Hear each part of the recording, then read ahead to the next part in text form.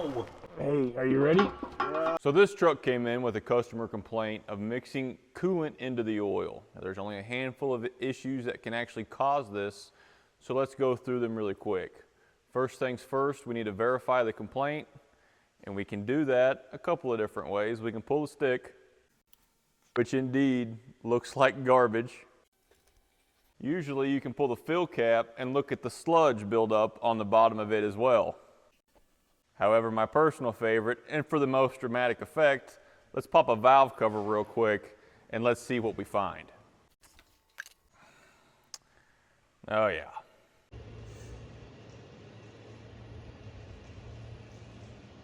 I would say I can verify this complaint, so let's get into diagnosing where it's coming from. The most common issues we see that will cause coolant into the crankcase will be damaged liner O-rings in my experience. It could also be coming from maybe the water pump. It's not super common, but I have seen it happen. We could have a pinhole in a liner or some garbage like that. The coolant in this thing does not look that great, so I really expect to find something to do with the liners themselves, but we really won't know until we pull the pan off and pressure test it. I like to do this with the engine hot in case the issue only arises with the engine up to operating temperature, but given the severity of the contamination we have in the crankcase, I don't want to run it any more than we have to. So I'm going to cross my fingers and hope that it is leaking cold. We're going to go ahead and drop the sludge out of the crankcase. We're going to pop the pan off of it. We will pressurize the coolant system and see what we can find.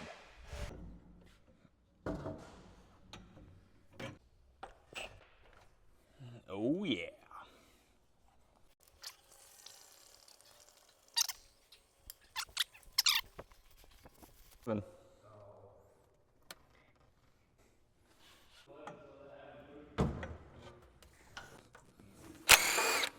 This oil on that.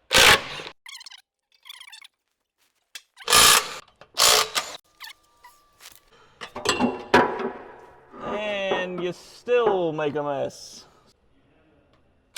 I did.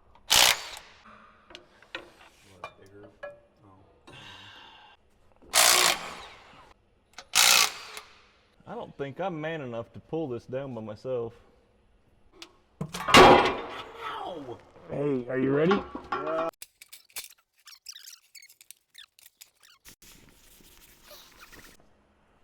All right, so what I've got, we got Mason underneath cleaning up the floor, getting some fresh pig mat down and getting the floor cleaned back up.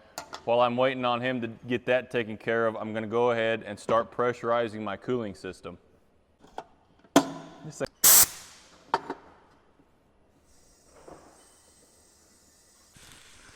Okay, let me show you what we found here.